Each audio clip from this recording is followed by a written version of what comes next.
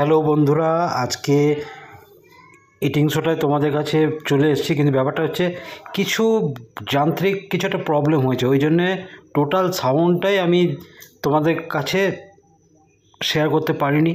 তো যাই হোক, অনেক নিজেরও খারাপ লাগছে, নিজেও শুনতে পারিনি কিছু। তো আজকের লাঞ্চ বসেছি ঠিকই দুজনে, কিন্তু টোটালটাই আমরা নিজেরাই বকে গেছি, তোমাদের কিচ্ছু শোনাতে পারিনি।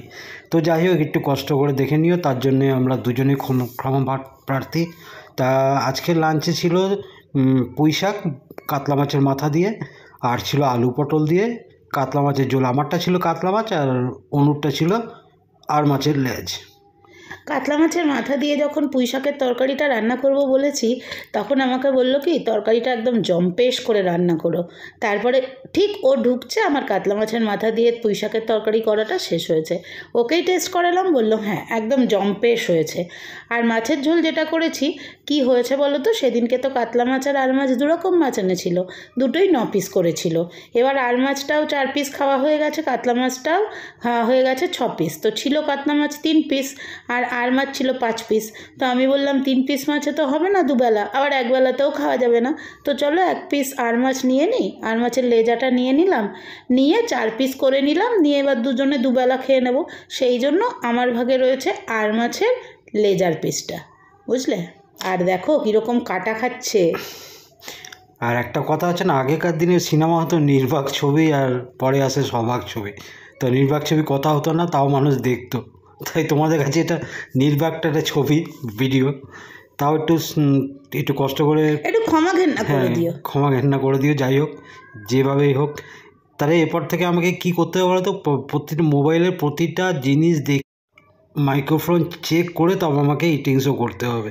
এর জন্য আমি তোমাকে বলি না রোজ দিন যে দেখো মাইকটা ঠিকঠাক হয়েছে তো। মানে টোটালি এটা এত খাটনি করে করা, তারপরে যদি এই হয়, জ্যাকটা লাগানো হয়নি ঠিকঠাক, মানে কে কখন কিভাবে বিগড়ে যাবে খুব বোঝা মুশকিল।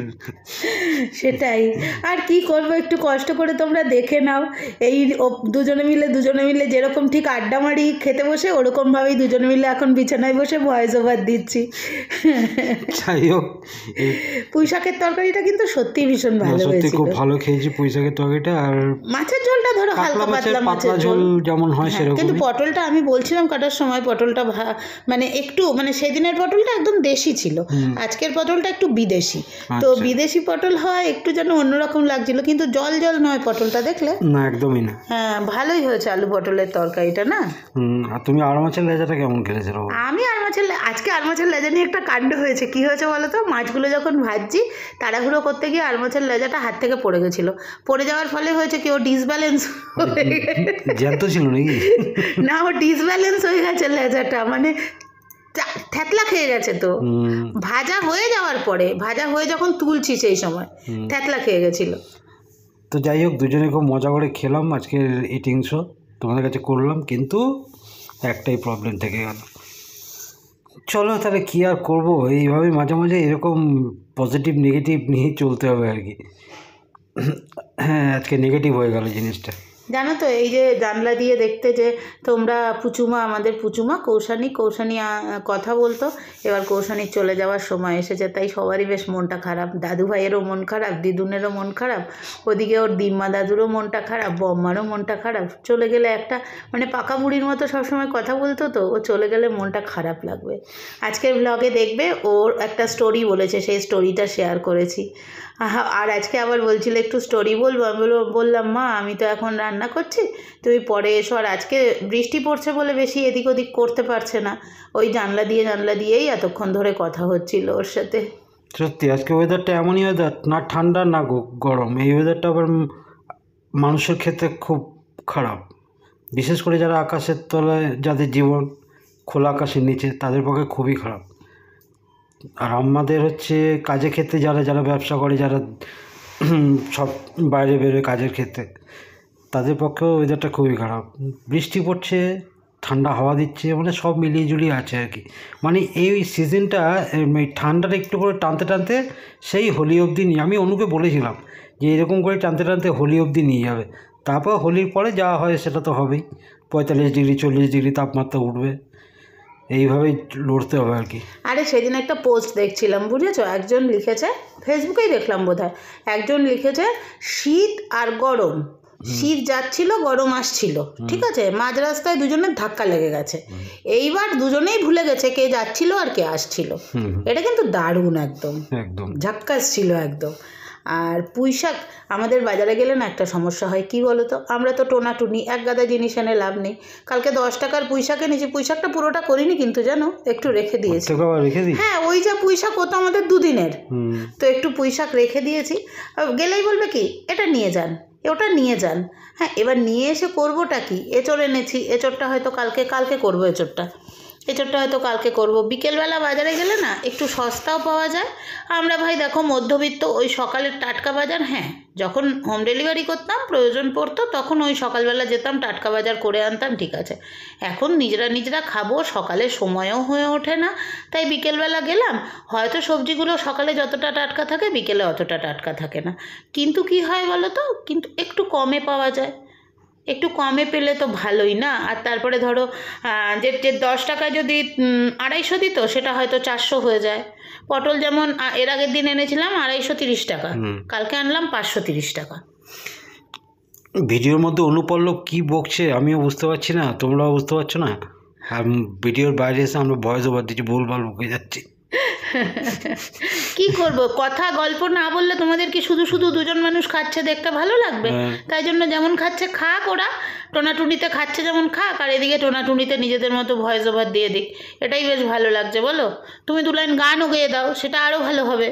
না, 2 লাইন গান একটা রবীন্দ্রনাথের লেখা আছে, ওইটা একটু পড়তে হবে। ওই অন্যদিন পড়ো, আজকে এখন তো আর পড়া হবে না। খুব ভালো লিখেছেন রবি ঠাকুর, পড়লে ভালো হতো, দেখি চেষ্টা করছি। চলো রবি ঠাকুরের কথাটা একবার শোনাই তোমাদের। মেয়ের সম্মান মেয়েদের কাছেই সবচেয়ে কম, তারা জানেও না যে এই জন্যে মেয়েদের ভাগ্যে ঘরে ঘরে অপমানিত হওয়ার এত সহজ।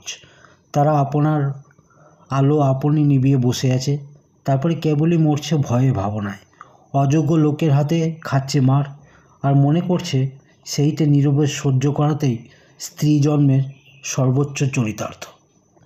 সত্যি লেখাটা এত সুন্দর, একদম খাঁটি কথা বলে গেছেন। তো যাই হোক, এই মাঝে মাঝে কিছু কিছু লেখা পড়তে এত ভালো লাগে। এইটা আমাকে কেউ একজন পাঠিয়েছিল হোয়াটসঅ্যাপে, ওটাই আমি পড়ে শোনালাম। আমি যত্ন করে রেখে দিয়েছিলাম লেখাটা, এখনও রেখে দিয়েছি। তা বুঝতেই পারছো, খুব ভালো লাগলো তোমাদের সঙ্গে শেয়ার করে। আর কি, কত আর বক বক করবো টোনাটুনিতে মিলে, দুজনে মিলে তো বক বক করেই যাচ্ছি। চলো একটু কষ্টসৃষ্ট করে দেখে নাও বাকি অংশটুকু, আর কথা বললাম না, একটু মিউজিক দিয়ে দিই কেমন, আবার শেষে আসছি কথা বলার জন্য।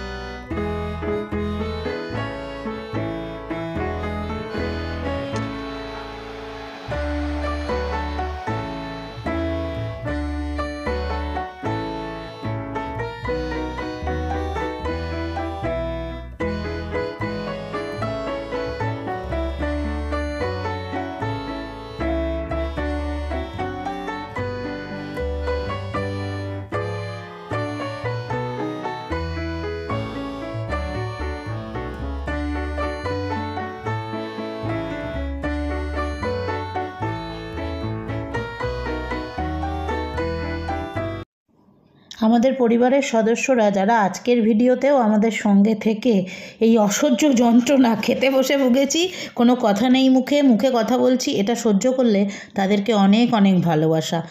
দ্বিতীয় দিন যাতে এরকম ভুল আমাদের না হয় সেই চেষ্টা তো নিশ্চয়ই করব।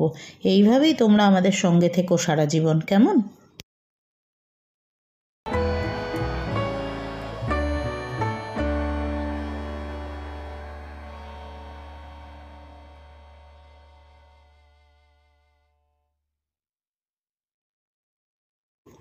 এই তো হেথায় কুঞ্জ ছায়ায় স্বপ্ন মধুর মোহে, এই জীবনে যে কটি দিন পাবো, তোমায় আমায় হেসে খেলে কাটিয়ে যাব দোহে, স্বপ্ন মধুর মোহে।